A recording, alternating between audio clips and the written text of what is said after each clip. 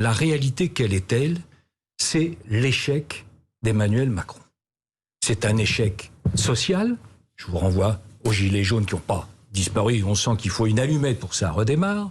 C'est un échec migratoire. Jamais notre pays n'a accueilli autant d'étrangers dans toute son histoire sur notre territoire.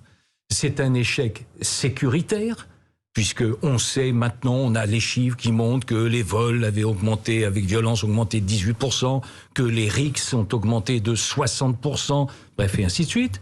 C'est un échec en matière d'endettement, puisque nous avons accru notre endettement de 700 milliards, ce que aucun pays n'a fait.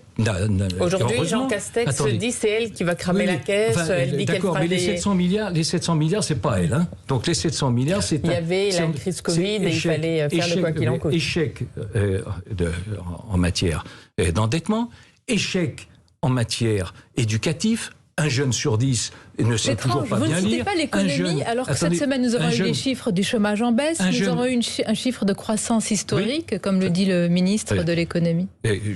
Je pourrais continuer la liste des échecs, mais je vais surtout vous dire la conclusion que j'en tire et pourquoi il faut qu'il y ait une alternance et que cette alternance, c'est Valérie Pécresse.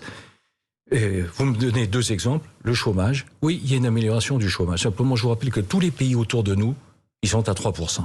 3,5%. Donc, bien sûr, on peut se regarder dans la glace et dire « Regardez comme je suis beau ». Peut-être d'ailleurs est-ce une tentation gouvernementale.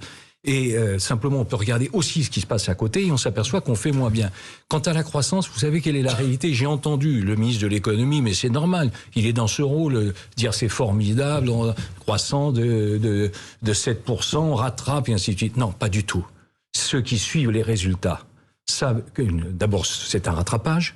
Et surtout, depuis le début du quinquennat, ça fait une croissance moyenne de 0,7%. Et si on n'en est pas convaincu, regardez les prévisions de la Banque de France. La Banque de France vient d'annoncer que la croissance dans les prochaines années allait diminuer, que c'est qu'en 2024, il évalue à 1,4. Tout est noir pour vous. L'échec d'Emmanuel Macron, dans tous les domaines, il est négatif. Je vous donne les exemples, je vous donne un certain nombre d'exemples qui montrent qu'effectivement cela ne fonctionne pas.